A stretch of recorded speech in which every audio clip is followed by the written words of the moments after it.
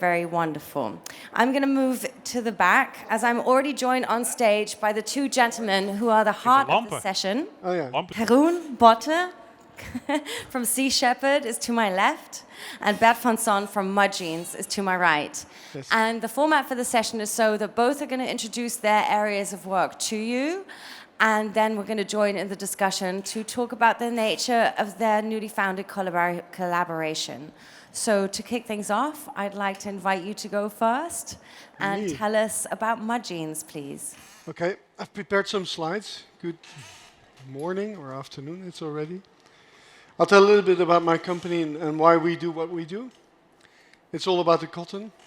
We don't like waste, so we decided 7 years to start a company in the textile industry and to take the biggest item and at the same time the most polluting item, the jeans. That's where it all goes wrong. Cotton. Cotton is made in the countries where there's not much water. 24 billion kilos of cotton are produced every year. And the bad thing is that we tend to spray a lot of pesticides and insecticides, so the water gets polluted. And we don't want that. Here's an example of the Aral Sea, which is completely exhausted. All the water's been used for the cotton industry. I'll go quickly through it because you know all the stories. The bad thing is also that clothing gets burned. In Holland we burn 182 million kilos of clothing every year. And that's a pity, it's a shame because it's raw material that can be reused. So we've tried to get our jeans back. But we do it on two ways. One is you get a discount when you send your old jeans to us. It has to be 95% cotton, otherwise we cannot recycle it. And cotton can be recycled. Today we use around 40% post-consumer waste, so old jeans that has been worn, into our new jeans. And we do that in Spain, in Valencia. I'll show you a little movie about that later. 40% is the maximum at the moment. You have to imagine that it gets shredded, the pieces get a bit shorter. We have to mix 60% organic cotton, which is already better, of course. But the aim is next year to be able to present to the world the first and only 100% post-consumer cotton recycled jeans. And how we are going to do that, we will make a documentary about. Please keep in touch and we'll show you. We call that the circular economy. The Germans have an even better word for that. It's Kreislaufwirtschaft. I learned that today. And it's all about design. If you want to make a circular economy, you have to think in design what you're doing. So we do not want to use leather labels. We use organic cotton when we don't recycle. The yarn for the stitching has to be biodegradable, and so on. The indigo we dye with is a cradle-to-cradle version of this horrible dye stuff, but there's now a cradle-to-cradle version, which we use, of course. So design is important. Make sure in design that you think of the moment that you will get it back and that you're going to recycle the product. And that goes for everything. I mean, not only for jeans or clothing, but for everything you produce. So one of the things we do, for instance, like I said, not the leather label, but a printed label. Easy solution. The buttons we used before were of 3 different materials. So there was some plastic in it, one metal and another metal. Today we said we'll make it 100% stainless steel. So the buttons go separately to an English company that recycles them. We have to take them off before we recycle the cotton, because otherwise the machine gets stuck, or there's also danger for fire. I have a little movie about our factory in Tunisia to show you it's not only about recycling and about stuff you use, but also make sure the people you use in your process are treated well.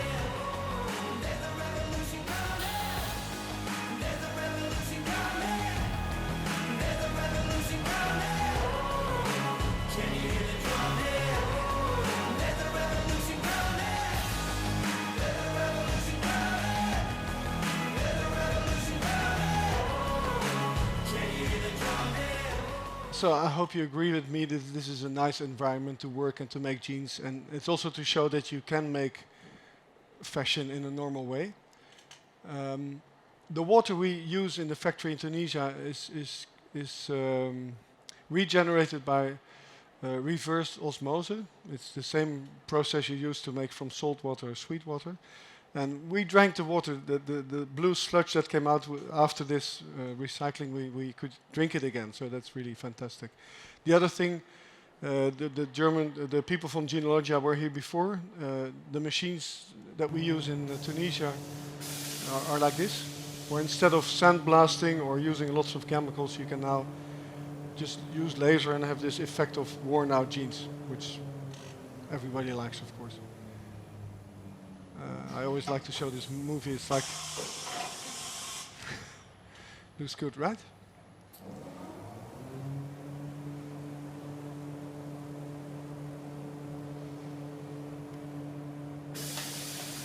You can find all this information on our website. We try to be fully transparent. We tell you where the fabric is recycled, where the jeans are made.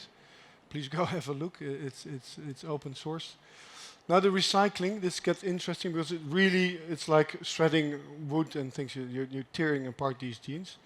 And I have a little movie about that as well. There you go. It's different stages. You have to imagine that first the big pieces, and then smaller and smaller, getting back to the cotton ball, which is then light blue, but that doesn't matter.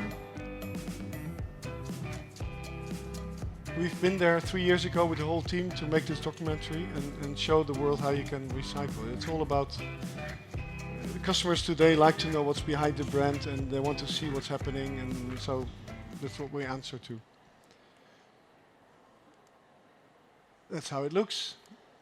And so our aim is to regenerate the soil and try to be more careful about what we do on land. But of course, there's a lot happening in the seas also, and Jeroen is going to tell you more about that, because he's the expert.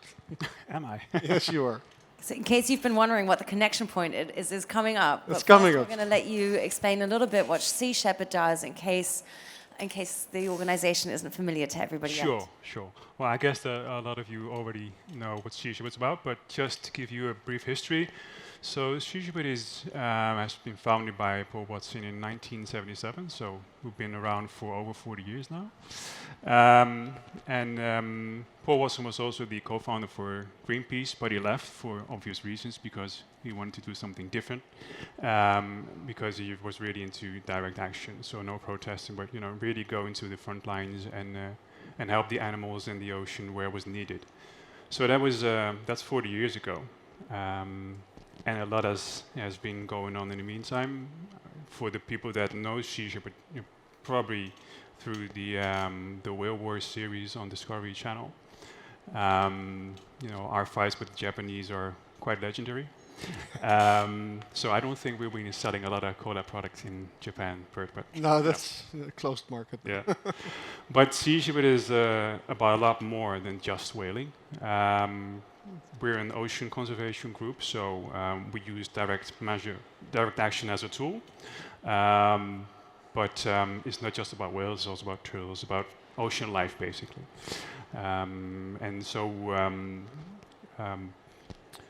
With the fights in Antarctica and the stuff that's been going on there, all our efforts were very much about what was going on in that region.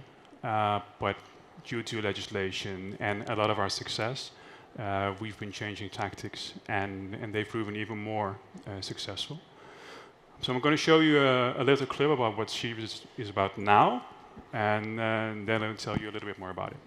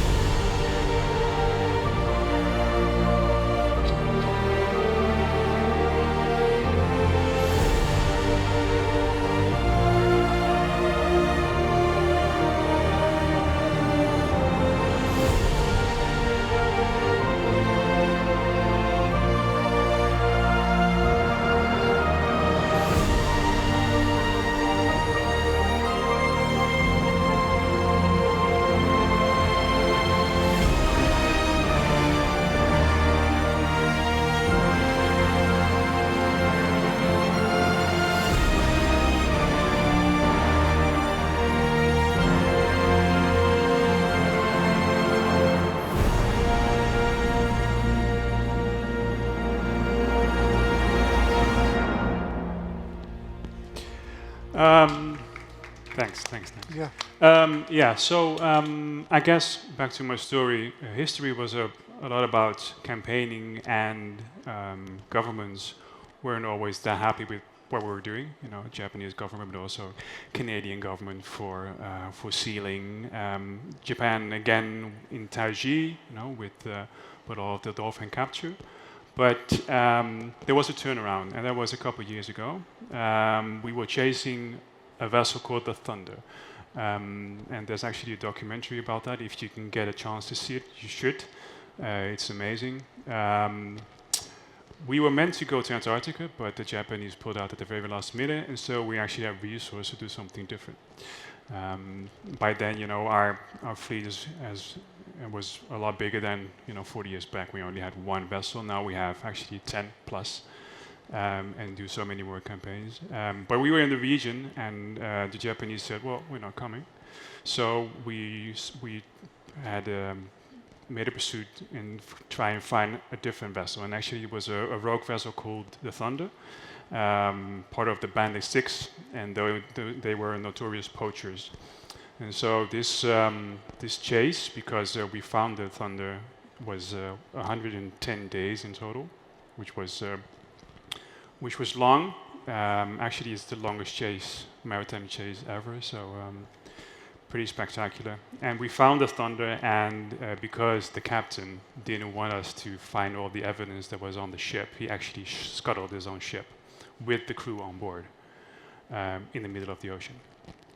So we were there, and we rescued the crew, and we could get some evidence, and the captain and the company was fined. It was a couple million, and the captain was also, you know, had to go to jail.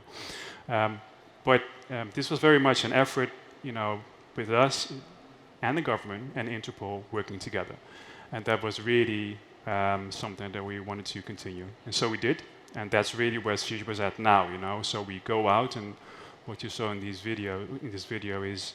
It's all about us working together with governments. You saw the armed personnel making arrests and making a real difference, and it has such a bigger impact than all of the campaigns that we did before. Simply because we're able to save many more lives and shut down many more operations, criminal operations. That's how we measure our success. Allow me one quick question before we start talking about your collaboration. It seems this is heavy stuff. Yeah, this is super serious work. Yeah. And I would just be very interested in how you personally perceive, and also how it works in practice, you working at this intersection between the country's respective security forces, police forces, army, whatever you're dealing with, the criminals that you're pursuing, and you being a civil society organization, basically performing a kind of interstately activity. Yeah, so it's kind of weird, isn't it? Yeah, it's strange, but the countries that we work for, like Sao Tome, Principe, Liberia, Tanzania, they don't have the resources to do this. So they have the armed staff, but they don't have the ships. We are kind of like a private navy. We don't get any funding, by the way, just to be clear on that. So we only get staff, and then we're able to do these arrests and be effective. But other than that, this is completely up to Shephard to pretty much finance all of this.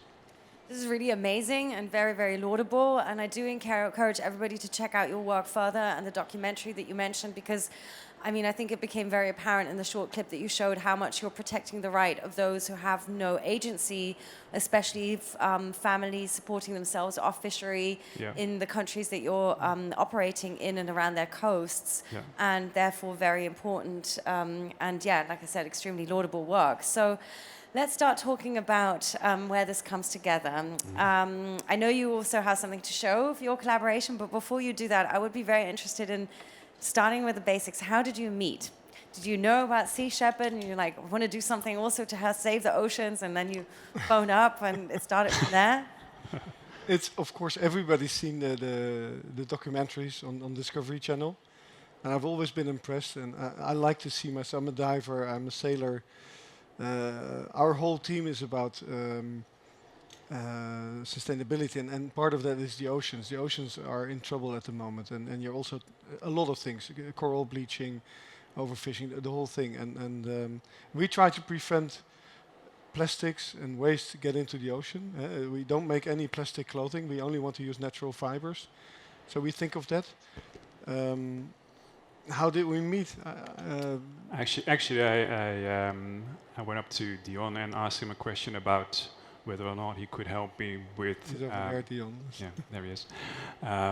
Whether or not he could help me with a couple of questions I had about, pretty much about circularity and about denim. We have a big merchandise program, but we don't have the staff nor the resources to investigate everything. So we rely on partners. So I just went up to him. We had a talk. It clicked, and I guess after our first meeting, it quickly became apparent that we wanted to do something more.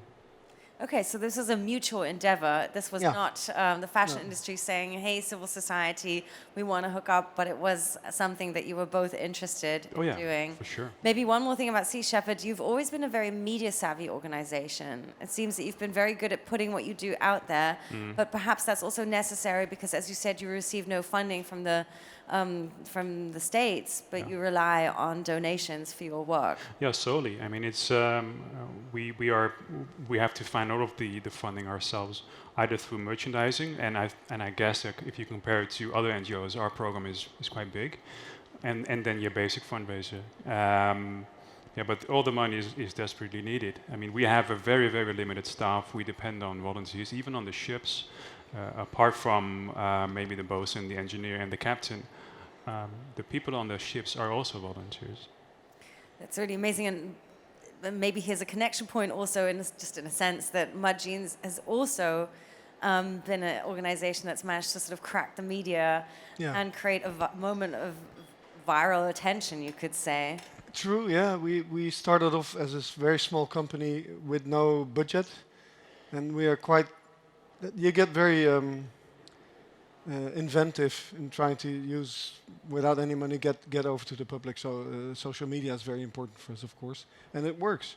And that's why, because we do it all different. We don't want to make collections every season. We don't want to push fast fashion. We just tell people, buy these extraordinary essential denims, and we deliver them in a very proper way. And we tell retailers, for instance, it's very difficult for retailers at the moment because they have this push of getting something new every time.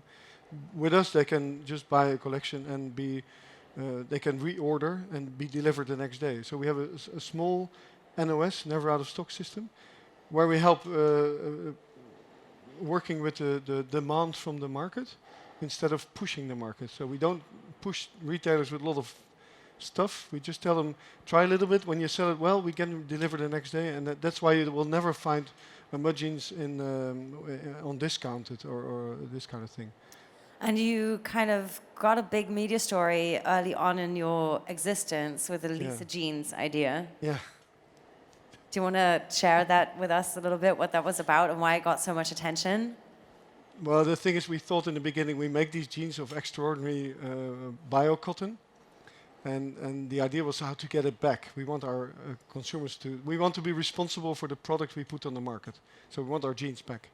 You can do that with a deposit. So we get €10 deposit when you bring your old jeans back. But that wasn't good enough. We wanted to go beyond that. And then Lisa Jeans sort of erupted, and we started with that. And the funny thing is that the two words don't go well at all together, Lise and jeans. And that's, I think, sort of was picked up by the press. So that's good for a small company. And we kept on fighting after that against all the big denim brands. And we're sort of now, I think, the little company that makes a lot of noise, and we're disrupting. I like disrupting a lot, so that's what we're doing. So let's get to the nature of your collaboration. What did you team up to decide to do together? So we gave this idea to our designers. Dion is there. He's inventing all this beautiful stuff and making our jeans every day better. And he's also partly the owner of the company. And we decided, okay, let's try some items. They have to do, of course, with Sea Shepherd. We don't want to make fashion. We don't want to make skinny jeans because you don't step on the boat with the skinny jeans. So Jeroen is our best model today. He's wearing the first cooperation Mud Jeans Sea Shepherd let's call them the Mud Very Sea nicely Shepherd modeled. jeans, whatever. Hmm? And I've got some pictures for you. What we are Good, thank presenting God. now today, and that's the first collection we do. And we hope the first reactions of people came by our stand there really love the idea. So I hope to be able to support Sea Shepherd because we sell them more expensively, and the extra turnover goes to Sea Shepherd. And it's also a win-win situation, of course. For us, it's good as a brand to have Sea Shepherd on board, and I hope to be able to donate a lot. But let's see in the coming 6 months what's going to happen. So here's the overall picture. It has to be with ropes and things like that, right? Of course, And some details this are... happened on the ships. The embroidery is, of course, very powerful, I think, and we worked on that. So we have a sort of jeans that you... we call it the worker. And we have another very nice sort of over jacket without a zipper, but just with buttons, with this beautiful embroidery on the back. And there's another one with... are you wearing it, Dion? No, not today. The garden trousers. How do you say it in proper English? So we've got 3 items today, which are downstairs. Please come and have a look. And that's the start. Excellent. Let's have a round of applause for that. Thank you. How is this more than getting cool merch for you? Well, for various reasons. Actually, Shephard, like I said before, has a very big never out of stock program, or very big. I would say big because we're an NGO. So we sell worldwide. We have e-stores. We have even a couple of brick and mortar stores. And we have all the accreditations that you would need, GOTS certified, fair trade, etc., etc. But we want to raise the bar, and I think we have to because we're an NGO. But as our business is growing, so is our responsibility, and so we have a couple of focus points when it comes to merchandise that we're pursuing. So that's making our current collection more sustainable, innovate, and that's where, for instance, my jeans comes in. Reduce carbon footprint, so our clients probably in the future won't be able to buy in the Australian store if they're from the US, because we just want to prevent those packages from going back and forth. For us this is important. At the same time, because we don't have a big merchandising or design department. We look out for partners that have the expertise, that have the reach, that have the technology to raise the bar and go for that next level. And in that respect, my jeans is the perfect partner. And I really like the collection because it's kind of androgynous. I hate that word. But a lot of the stuff that we sell is also unisex, and that has a reason, right? I mean, you can have all the fits in the world, which is important, but at the same time, it's also kind of detrimental to the environment. So there's just a couple of reasons of why. And for you, is this something you see befitting as a CSR strategy, of course, as a marketing strategy, but as to how far do you also see it as a trend, perhaps, that you're kicking off these kinds of collaboration between activist groups, civil society, and fashion brands like yours? I would say all of them together. We do need exposure also, and Sea Shepherd helps us with that. To be honest, it helps. On the other side, we want to be more than a denim company. I feel very connected. My great example is, for instance, Patagonia. It's also a B Corp. You can see how great they are and trying to attack all kinds of things. They talk about the dams, and I really like that. So I would love to be in their league and do similar things. We are B Corp, use your business as a force for good. So the aim is, we are a limited company, but the aim is not only to make money, but also prevent bad things to happen, so firstly. And secondly, try to use our company to make noise about these kind of things. And as a B Corp, we want to do that. So this for us is a big opportunity. Yeah. There's a session happening over in the other room on the topic of new work cultures. And it's addressing the issue, how far can you have a sustainable product without thinking about sustainability all along the value chain? Yeah. So I just wanted to give you the opportunity to speak about that briefly, because you pointed it out in your initial presentation. Yeah. And I think it's such an important factor that you see sustainability not just as something connected to the end product, but also to something connected to all the people involved in creating that product, Yeah. especially having international activities and factories in other corners of the world. Yeah. Well, firstly, we try to keep everything as close as possible. We can't produce jeans yet in Holland, but I think one day we will be able to. Or why don't we do the recycling in Holland? But okay. It's done in Spain, which is in the textile industry rather close. I mean, our jeans don't travel 20,000 kilometers before they end up in your closet. We do the material in Spain, it goes into Tunisia, and then it comes to Europe. But mostly jeans are made, the fabric in Pakistan is sent over to China, is back into Bangladesh, I don't know. So that's the first thing we find important. And then, yeah, like I said, we feel responsible from the raw cotton up to the product that you get delivered and beyond that, because we want it back. And I think it should be normal, and maybe even laws should be included, that it's a criminal activity to overproduce $4 billion of products. It should be somewhere forbidden, I think, in my point of view. So the governments also have something to do. The European Union has to step in, I think. Absolutely, and there were so many great pointers for regulation that's needed in several of the panels yesterday, picking up on exactly the sentiment, because, and of course that's something that we're discussing here in different sessions, the balancing of our consumer power with the interests of the industry and regulation is something that needs to sort of come together. It can't all be up to the end consumer, basically, to fix. Yeah, exactly. And we really want to help them tell that story, because we can. We have the public, but we also want to empower our supporter. You know, and this is a perfect way to do that. And we did it with other brands before. You know, and so usually they would come to us and we would see, you know, if we could do like a capsule. But we feel more now that we will actually be approaching brands just by ourselves, see if the DNA is right, and then build from that relationship and tell the story together. That's basically what we want to do. Yeah.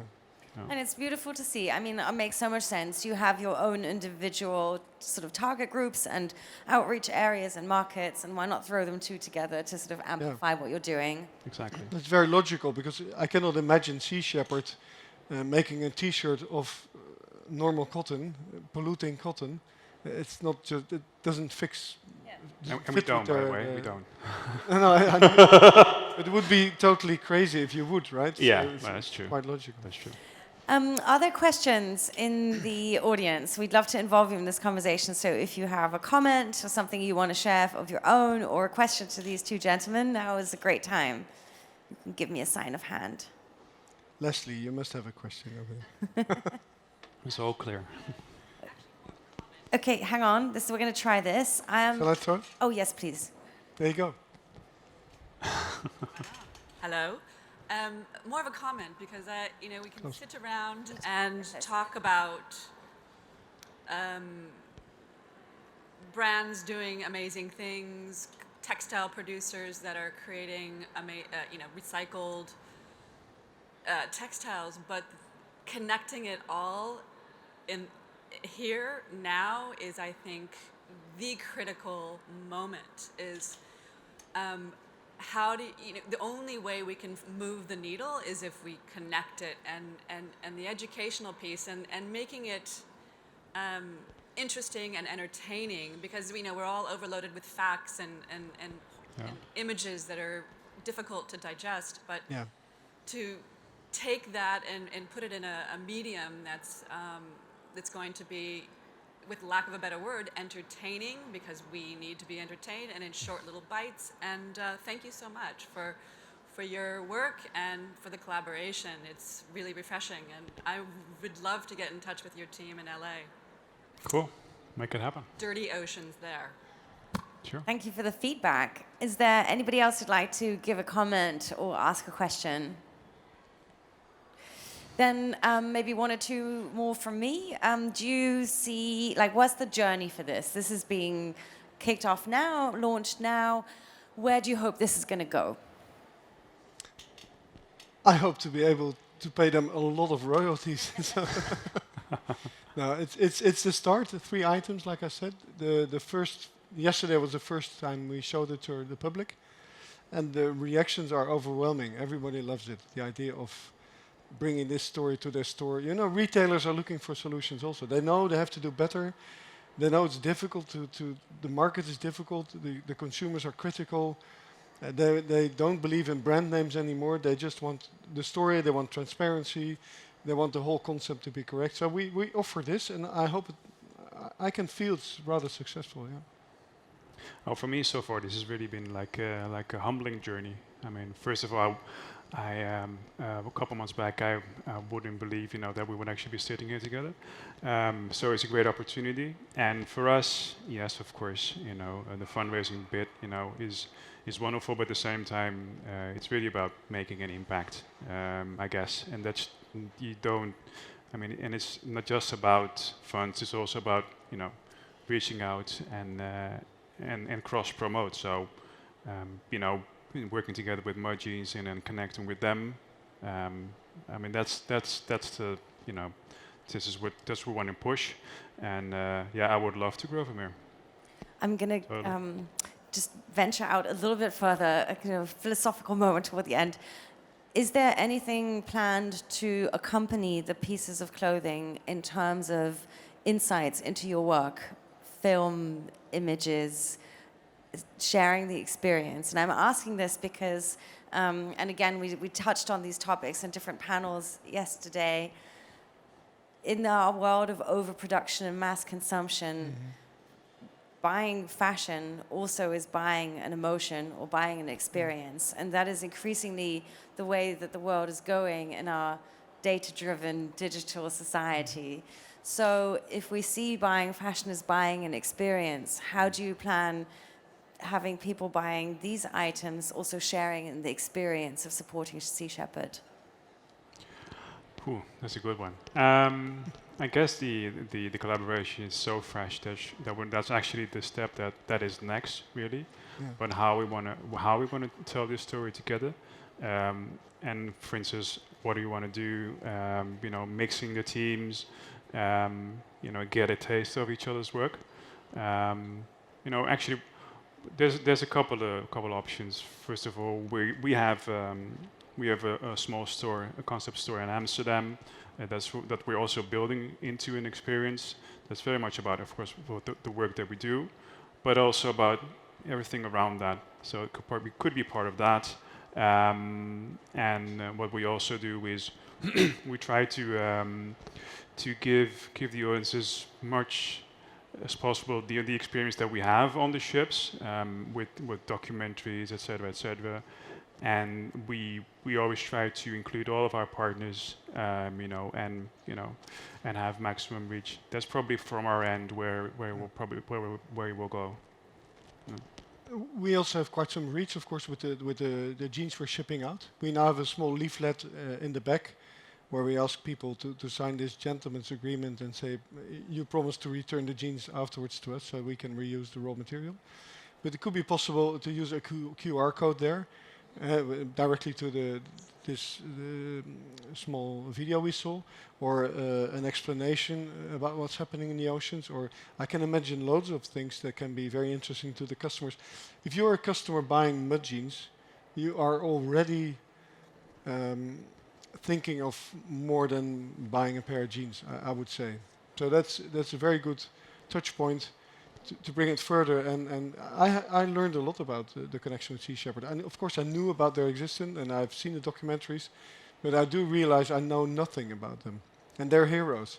And every day, the guys on the ships are heroes. Yes. We had a Captain Alex in our office who explained to the whole team, which is also nice for our team, they have a Wednesday morning, a 2-hour explanation from Captain Alex, who's been out there telling his story about it. It's thrilling because, and it's also motivating for the people that work in my office, in our office, to see something else than only these stupid jeans and cotton. And it's nice to be more, also for your team. And you want your people to be included and have a passion of doing more than just making jeans. Absolutely. Again, in the sustainability along the whole value chain, including your team. I'm so excited to see where this is going to go. And maybe there's going to be what's your size? So make sure that you I will share that with you off stage. I can tell you, by the way. I'm sure you can, better than I'd know. It was great to share the time with you and to learn more about this collaboration. I think it's super inspiring, and I hope that many others are going to follow suit to see how they can use the power of their brand, be it from the civil society or from the fashion industry, to alleviate other brands doing good things out there. So let's have a big round of applause for both of you, and all the best for this collaboration. Thank you. Thank you.